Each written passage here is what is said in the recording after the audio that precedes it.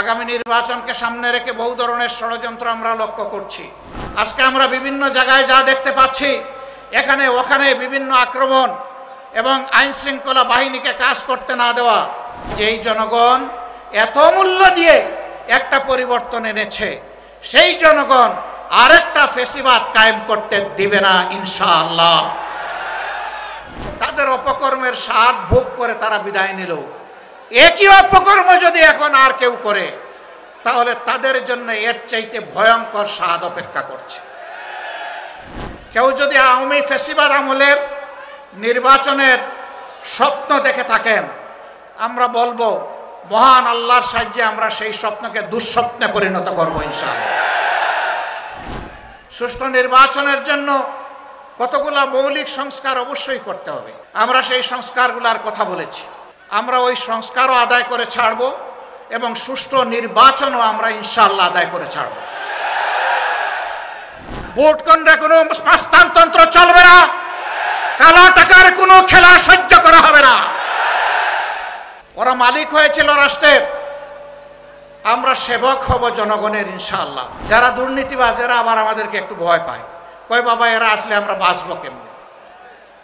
যেভাবে রাষ্ট্রের সাধারণ জনগণ বাঁচবেন সম্মানের সাথে, ঠিক একইভাবে আপনারাও বাঁচবেন সম্মানের সাথে। লা ইলাহা ইল্লাল্লাহ বলো দলে দলে, বিজয়ের শুভ্র পতাকা নাও হাতে তুলে। লা ইলাহা ইল্লাল্লাহ বলো দলে দলে। আল্লাহ আল্লাহ আল্লাহ আল্লাহ আল্লাহ আল্লাহ। মুসলিম কখনো এক আল্লাহ ছাড়া অন্য কিছু ডরে না। জীবন যাবে যাক, ঈমানকে ত্যাগ করে এক পাও নড়ে না। মুসলিম কখনো। আজকে আমি যখন সৈয়দপুর এয়ারপোর্টে নামলাম, কিছু সাংবাদিক বন্ধু আমাকে ঘিরে ধরল। আমি বললাম, ভাই আজকে তো কথা হবে জনসভায়, এখানে কথা না বলি। বলে যে না, আমরা ওখানে যাচ্ছি না, আমরা এখানে এই দুই একটি কথা অতি অল্প সময় শুনতে চাই। এর মধ্যেই প্রথম প্রশ্ন, বর্তমান পরিবেশে আপনি কি মনে করেন সুষ্ঠু নির্বাচন সম্ভব? আমি বললাম, আমি কি বলবো, পাটগ্রাম তো আপনাদের একেবারে কাছে। পাটগ্রামে কি হচ্ছে কি হয়েছে আপনারা দেখতে পাচ্ছেন।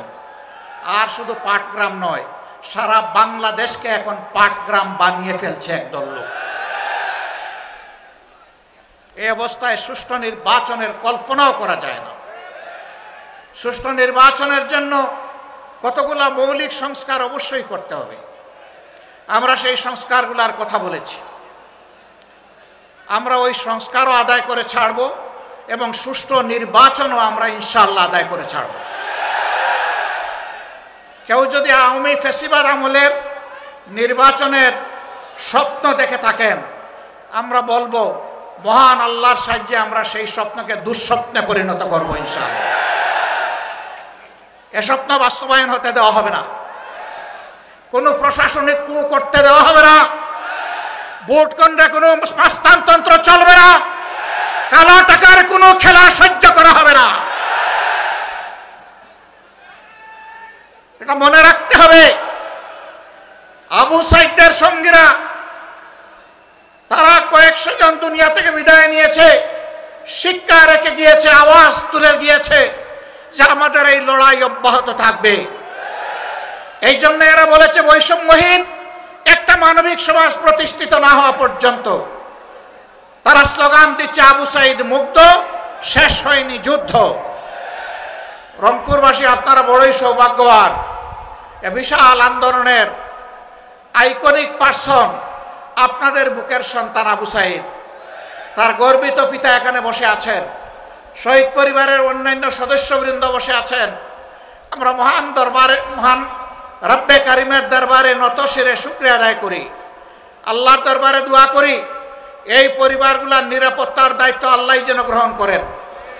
এই পরিবারগুলোকে আল্লাহ তাআলা দুনিয়া আখিরাতে যেন সম্মানিত করেন। এই পরিবারের সদস্যরা লড়াইয়ের যে সবক, যে শিক্ষা এই জাতিকে শিখিয়ে গেছে, আমরা যেন বুকে ধারণ করে মানবতার মুক্তির জন্য সেই লড়াই চালিয়ে যেতে পারি। ওরা মালিক হয়েছিল রাষ্ট্রের, আমরা সেবক হব জনগণের ইনশাআল্লাহ। আমরা মালিক হওয়ার স্বপ্ন দেখি না। আমরা নির্বাচনে কিছু বিষয় আপনাদের জাতির সামনে উপস্থাপন করব। সে বিষয়গুলো সব এখনই আমরা খুলাসা করতে যাচ্ছি না। আশা করি প্রিয় জাতি বুঝতে পারবে বাংলাদেশ জামাতে ইসলামী আগামীতে কি ধরনের সমাজ গড়তে চায়।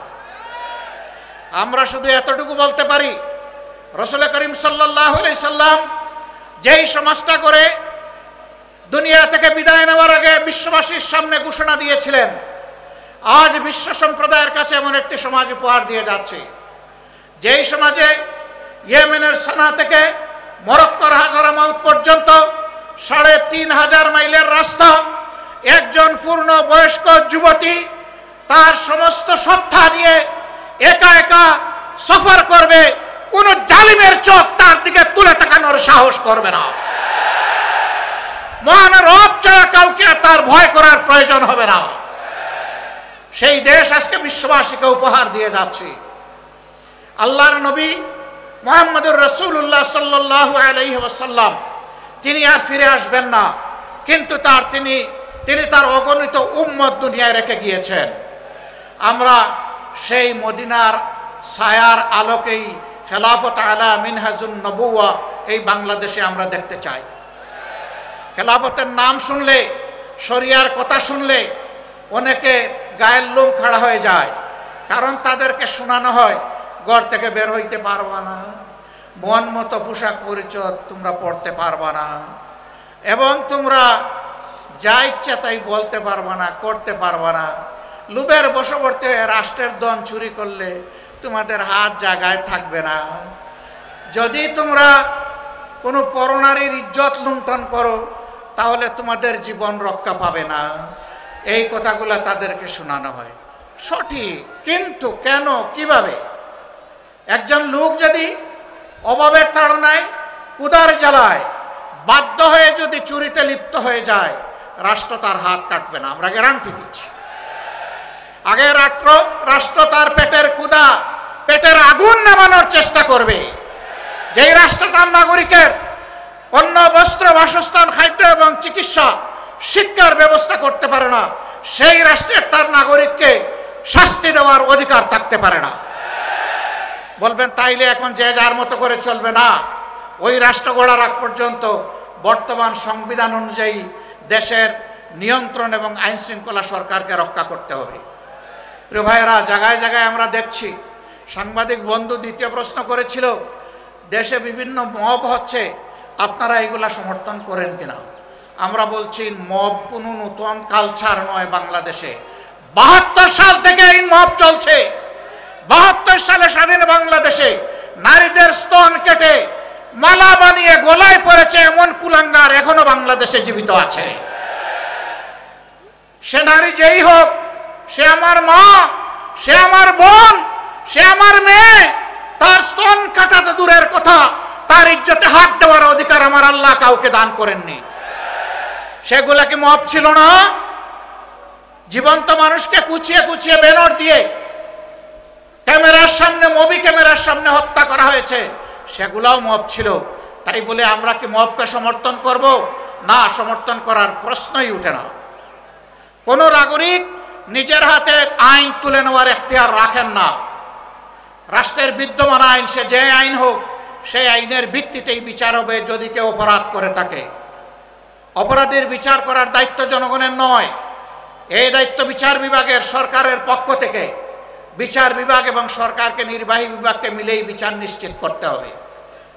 ২৪-এর গণবিপ্লবে, গণ আন্দোলনে যারা নিহত হয়েছেন, যারা ক্রিটিক্যালি ইনজিওর্ড হয়ে আহত হয়েছেন, যারা পঙ্গু হয়েছেন, যারা মেরুদণ্ডে বুলেট বিদ্ধ হয়ে জীবন্ত লাশ হয়ে নিজের ঘর কিংবা হাসপাতালের বিছানায় পড়ে আছেন, এখনো তাদের চিকিৎসা আমরা দিতে পারিনি। এই উপকর্মে যারা সরাসরি জড়িত ছিল, তাদের বিচার এদেশের জনগণ দেখতে চায়। তাদের বিচার যদি হয়, তাহলে ভবিষ্যতে কেউ কোনো দলকে তুষ্ট করার জন্য জনগণের উপর এই ধরনের নোংরা হামলা চালানোর আর দুঃসাহস দেখাবে না। আর যদি বিচার না হয়, তাহলে অবিচারের সংস্কৃতির কারণে বাংলাদেশ একটা জঙ্গলে পরিণত হবে। আমরা কি আমাদের দেশকে জঙ্গলে পরিণত করতে দেব? প্রশ্নই উঠে না। সম্মানিত ভাইয়েরা, আগামী নির্বাচনকে সামনে রেখে বহু ধরনের ষড়যন্ত্র আমরা লক্ষ্য করছি, বহু ধরনের কথাবার্তা ময়দানে শুনতে পাচ্ছি, বহু ধরনের ইঞ্জিনিয়ারিংয়ের আলামত বুঝতে পারছি। আমরা সবাইকে স্মরণ করিয়ে দেই, এই শেখ হাসিনা, তার হাতে সকল বাহিনী ছিল, দুর্দণ্ড প্রতাপ ছিল, জায়গায় জায়গায় নিজের লোক বসিয়েছিল, ক্যাডার মাস্তানদের দিয়ে রাষ্ট্র পরিচালনা করেছিল। কিন্তু যখন জনগণের জাগরণ, জনগণের বিস্ফোরণ যখন হয়েছে, তখন কি তাকে আর কেউ রক্ষা করতে পেরেছে? তাহলে যেই জনগণ এত মূল্য দিয়ে একটা পরিবর্তন এনেছে, সেই জনগণ আরেকটা ফেসিবাদ কায়েম করতে দিবে না ইনশাআল্লাহ। আমরা আপনাদেরকে কথা দিচ্ছি, ফেসিবাদ বিরোধী এই লড়াই ততদিন চলবে যতদিন প্রিয় দেশের বুকে ফেসিবাদের সামান্য চিহ্ন বর্তমান থাকবে। ফেসিবাদকে নিশ্চিহ্ন না করা পর্যন্ত আমাদের লড়াই কেউ থামাতে পারবে না ইনশাআল্লাহ। আর আমরা বিশ্বাস করি এই সকল কিছু নির্ভুল পূর্ণাঙ্গ একমাত্র সমাধান হচ্ছে আল্লাহর কোরআন এবং নবী মুহাম্মদুর রাসূলুল্লাহ সাল্লাল্লাহু আলাইহি সাল্লামের শাসন। এর বাইরে মুক্তির, শান্তির, ইজ্জতের, নিরাপত্তার কোনো রাস্তা নেই। রাস্তা একটাই, সেই রাস্তায় আজকে সমস্ত দেশপ্রেমিক এবং ইসলামী দল এক স্রোতে মিলিত হচ্ছে। আপনারা দোয়া করুন এই স্রোতের প্লাবন সমাজের সমস্ত আবর্জনাকে যেন ভাসিয়ে নিয়ে যায়, কিছুই যেন না থাকে। থাকবে শুধু এই দেশের সৎ এবং সত্যপন্থী লোকেরা। সে যে ধর্মের লোক হোক, যে দলের লোক হোক, কোনো আপত্তি নাই। এখানে কোনো দুষ্কৃতিকারীকে আর প্রশ্রয় দেওয়া হবে না ইনশাআল্লাহ। সম্মানিত ভাইরা, আজকে আমরা বিভিন্ন জায়গায় যা দেখতে পাচ্ছি, এখানে ওখানে বিভিন্ন আক্রমণ এবং আইন শৃঙ্খলা বাহিনীকে কাজ করতে না দেওয়া। আমরা আইন শৃঙ্খলা বাহিনীকে বলি, অতীতে যারা অপরাধ করেছে তাদের ব্যাপার রাষ্ট্র দেখবে। এখন আপনারা যারা দায়িত্বে আছেন, আপনারা দায়িত্ব পালন করুন। আপনারা ন্যায়ের পথে থাকবেন, আপনারা অন্যায়ের বিরুদ্ধে ব্যবস্থা নেবেন। জনগণ আপনাদের পাশে দাঁড়িয়ে আপনাদেরকে শক্তি যোগাবে ইনশাআল্লাহ।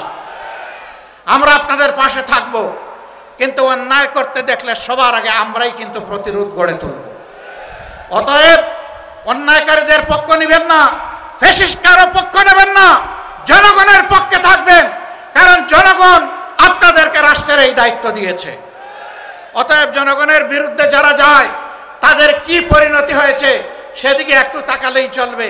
আমরা চাই না বারবার এই দেশে একই পরিণতি যেন আরো কিছু মানুষকে ভোগ করতে হয়, বরঞ্চ আমরা চাই প্রিয় দেশে সকল শ্রেণী পেশার মানুষ একত্রিত হয়ে আমরা দেশটাকে সামনের দিকে এগিয়ে নেব ইনশাআল্লাহ। সে দেশটা কেমন হবে? সেই দেশের যুবকরা বেকারত্বের অভিশাপে ইনশাআল্লাহ ভুগবে না। আমরা তাদেরকে নৈতিক এবং বাস্তবিক এমন শিক্ষা তাদের হাতে তুলে দিতে চাই যে শিক্ষা শেষ সাথে সাথে তার হাতে আসবে একটি কাজ। তিনি উদ্যোক্তাও হতে পারেন, আবার কোনো জায়গায় চাকরিও করা লাগতে পারে। যার জন্য যেটা প্রযোজ্য তার হাতে ইনশাআল্লাহ এটা পৌঁছে যাবে। জিজ্ঞাসা করবেন এমন দেশ বাংলাদেশে আসমানের জমিনে আছে কিনা? এমন দেশ একটা দুইটা নয়, শত দেশ এইরকম আছে।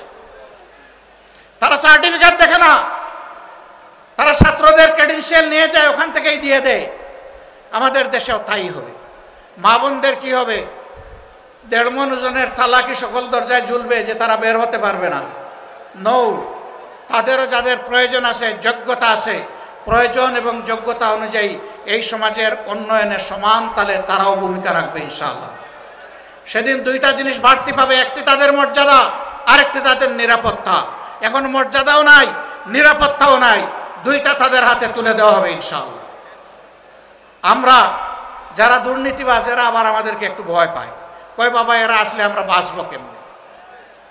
যেভাবে রাষ্ট্রের সাধারণ জনগণ বাঁচবেন সম্মানের সাথে, ঠিক একইভাবে আপনারাও বাঁচবেন সম্মানের সাথে। আপনি যা পাবেন তাই দিয়ে ইনশাআল্লাহ সম্মানের সাথে আপনার সংসার চলবে।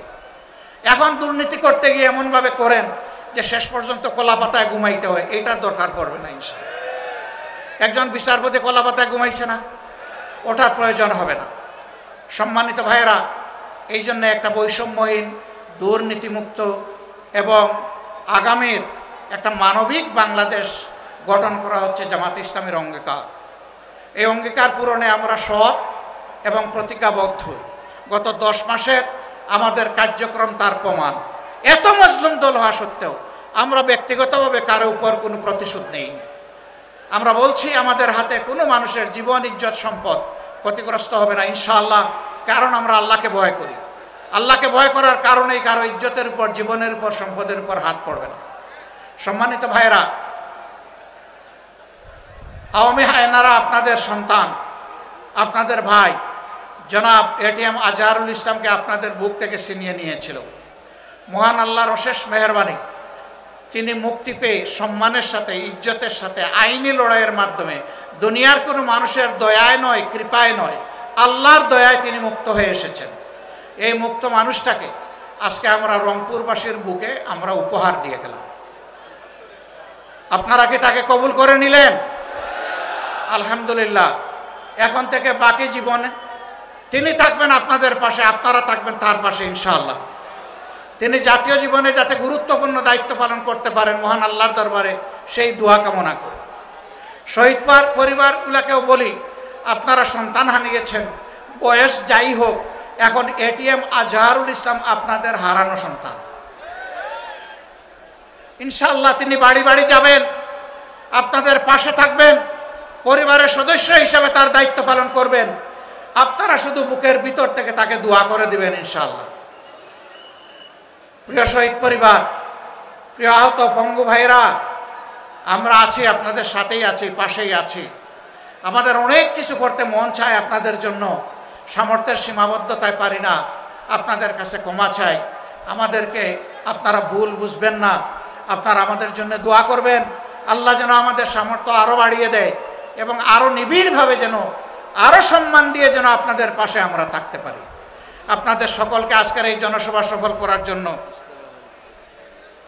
অন্তরের অন্তঃস্থল থেকে শুকরিয়া জানানোর আগে জনাব এটিএম আজম সাহেব, তিনি যে দাবিগুলো আপনাদের সামনে উত্থাপন করেছেন সবগুলোই সঙ্গত এবং ন্যায্য দাবি। এর সাথে উত্তরাঞ্চলের দুঃখ, তিস্তা, এই তিস্তা ব্যারেজ এবং তিস্তা স্থায়ী প্রকল্প বাংলাদেশের জনগণের প্রাণের দাবি। আমরা চাই তা অবিলম্বে বাস্তবায়ন হোক।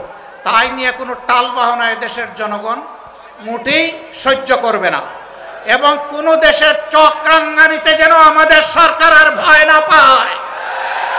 এদেশের 18 কোটি মানুষ, যদি সরকার জনগণের পক্ষে থাকে তাহলে 18 কোটি মানুষ, সরকার যেই হোক তার পিছনে দাঁড়িয়ে যাবে ইনশাআল্লাহ। যে দাবিগুলো আপনারা উত্থাপন করেছেন, আল্লাহ যদি এদেশের মানুষের খেদমতের দায়িত্ব আমাদেরকে মেহেরবানি করে দান করেন, আমরা কথা দিচ্ছি এই দাবি নিয়ে ইনশাআল্লাহ আমাদের কাছে আর যেতে হবে না। আপনাদের দাবি মানে আমাদের দাবি। আল্লাহ যেন সেই দাবি পূরণের তৌফিক দান করেন।